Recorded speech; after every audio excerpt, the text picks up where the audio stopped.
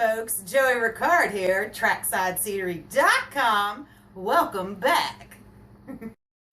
Uh-huh. It's all fun and games till they remember who's editing the video. Oh, did you say something? Yeah. Well, that's cute, but she's supposed to be helping me figure out what the first video of the new year is going to be. As you can see from our YouTube channel, we've covered a lot of interesting topics. We have a lot of cool stuff that we're working on, but we really wanted to start the new year off with something that really rocks. Got any ideas? How about rocks? Let's do a rock video!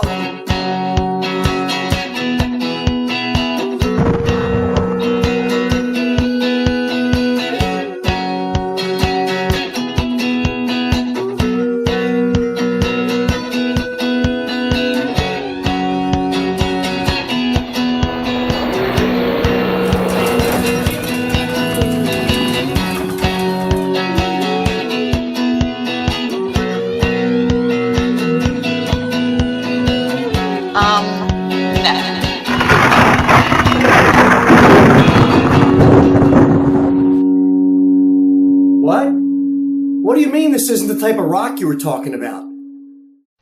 Well, at least being a model railroader has its perks. Well, with that being said, let's go ahead and get started. Let's talk about model railroad rocks. There's a lot of different types of rocks all over the world, different sizes, different shapes, different colors. So obviously there's no way we can cover that kind of variety. Now, I did want to include two very different types of rocks. These examples had to be good representations of what can be found in the eastern United States as well as what can be found in the western United States. So when it came down to deciding how to best incorporate these two very different types of rocks, I didn't have to think about it very long and I didn't have to go very far. You see, I can cover the eastern stuff, and I can think of nobody better qualified to model western scenery than this guy. No, he's not a western gunslinger, but some people know him as Arizona Dave. This is Dave Meek. Dave's not only a great modeler, he's a great artist. One of Dave's current projects is a beautifully crafted OM30 layout called the Thunder Mesa Mining Company. He also maintains a regularly updated blog where he showcases a lot of the projects he's working on.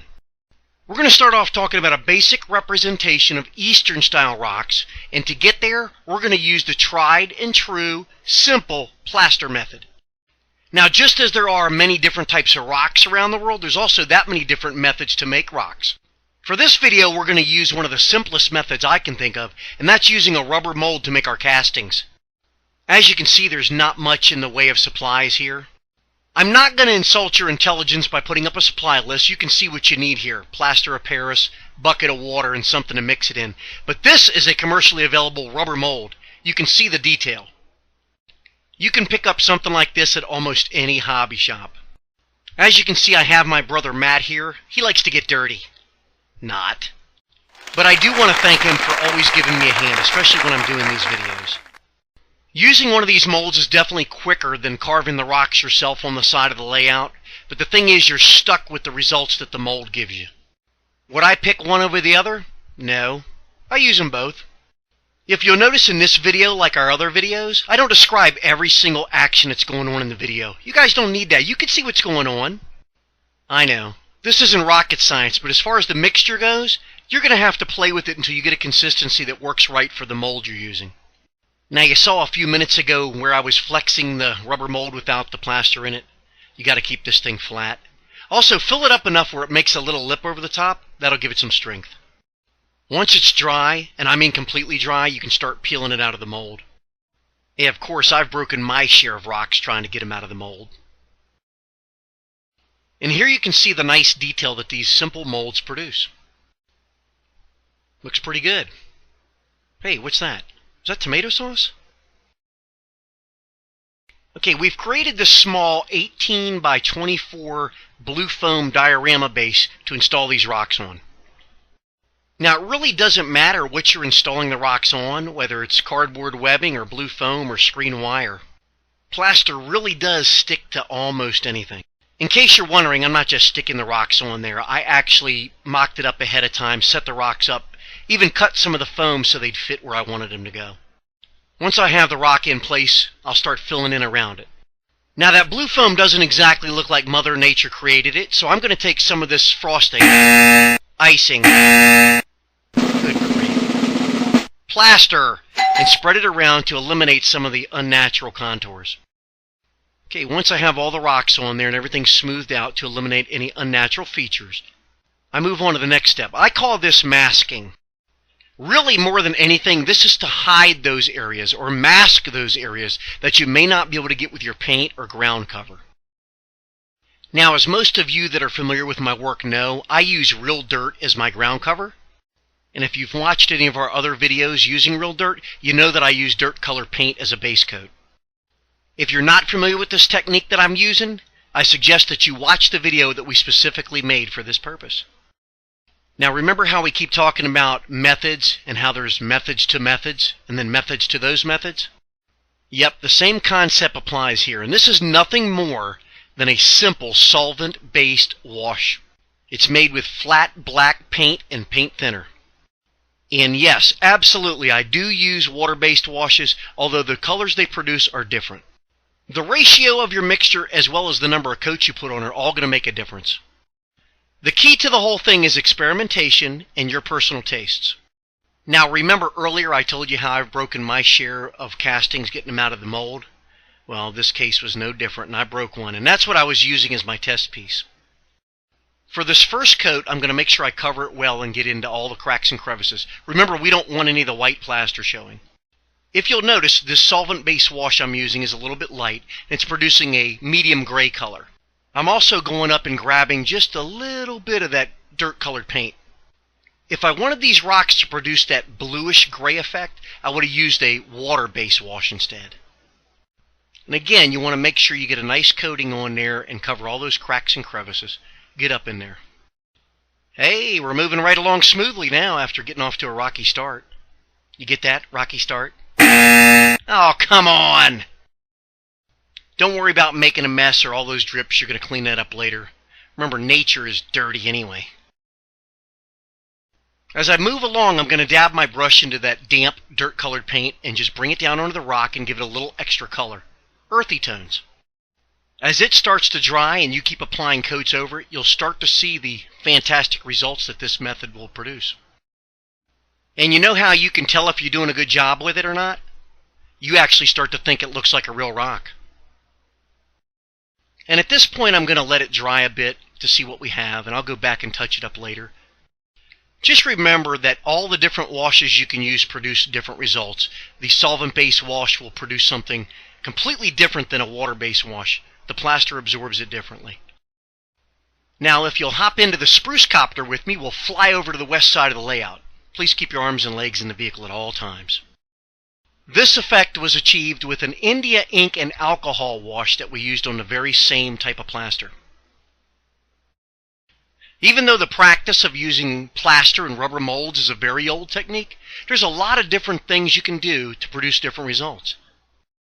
And really, if you think about it, we've only scratched the surface with this simple technique, solvent-based wash. Maybe you can teach an old dog new tricks.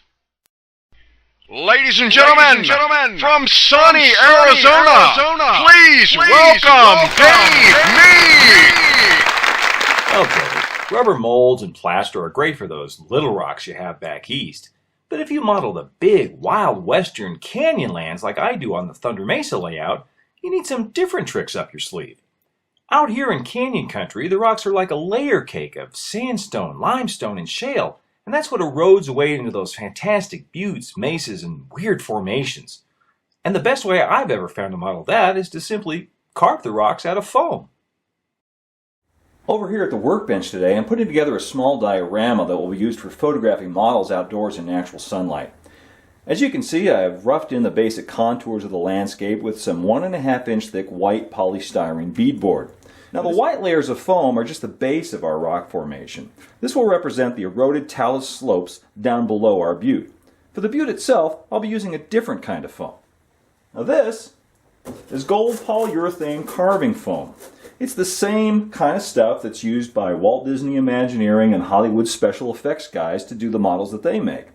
It's sold commercially as balsa foam, and you can get it in sheets or blocks from better stocked and art and craft suppliers.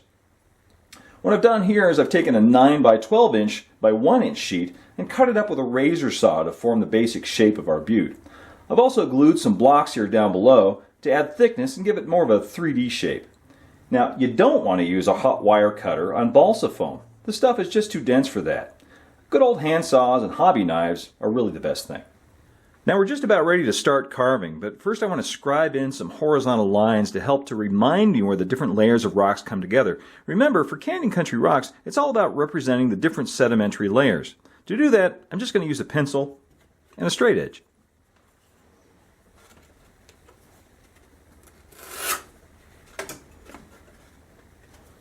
Now to carve the balsa foam, I'll mostly be using a hobby knife with a number 2 blade. It doesn't have to be very sharp for this. In fact, this is a good use for all of those old dull blades you might have lying around. Now when carving, I use every part of the blade, the tip, the flat edge, even the back sometimes. What I want to do is create facets and shapes in the rock, not just lines. That's really the whole trick to carving realistic looking rocks. Keeping it random and giving depth to the shapes. Just thinking in terms of lines will give you an unnatural brick wall type look, and that's something you really want to avoid. Well, this is going to take a while, so let's speed things up a bit. Now we're moving. What you're seeing in about a minute here actually took a couple hours in real time. When carving the rocks, I'm not just making stuff up as I go. I have files full of pictures from places like Monument Valley, Bryce Canyon, Moab, Utah, and Sedona that I go back to for reference. I'm thinking about things like how water might run down the face of the rock and imagining where random chunks might get broken off or weathered away over time. I just try to keep things loose and random. Again, avoiding that man-made brick wall look. It helps a little bit if you can think like a rock. And according to my wife, I'm pretty good at that. Some bamboo skewers and power grab adhesive will help hold the butte in place.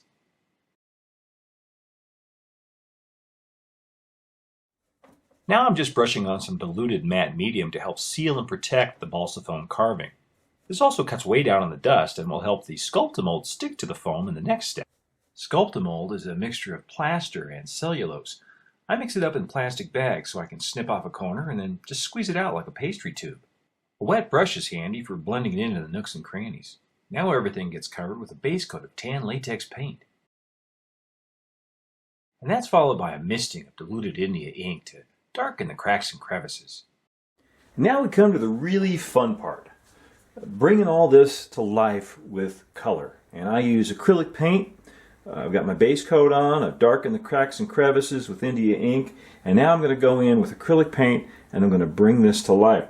And the paints I use, they're cheap, usually student grade or craft acrylic paints. We've got a little raw sienna, some unbleached titanium, a little bit of red oxide. Woo! That's a strong one. I don't want to use too much of that. And a lot of people ask me how I come up with the colors for this stuff. Well, I go right to the source. This is a red rock from Sedona, Arizona.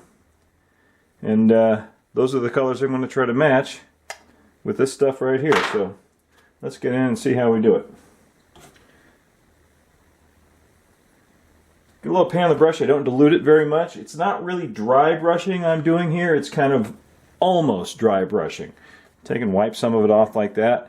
I'm not sticking the brush in the water or any matte medium or anything like that. I'm using it right out of the tube because I want that good strong color. And I'm just going to start right here in the middle. And mostly I'm just hitting the tops of the rocks here. I'm not really trying to get back into the cracks and crevices. We've already painted those.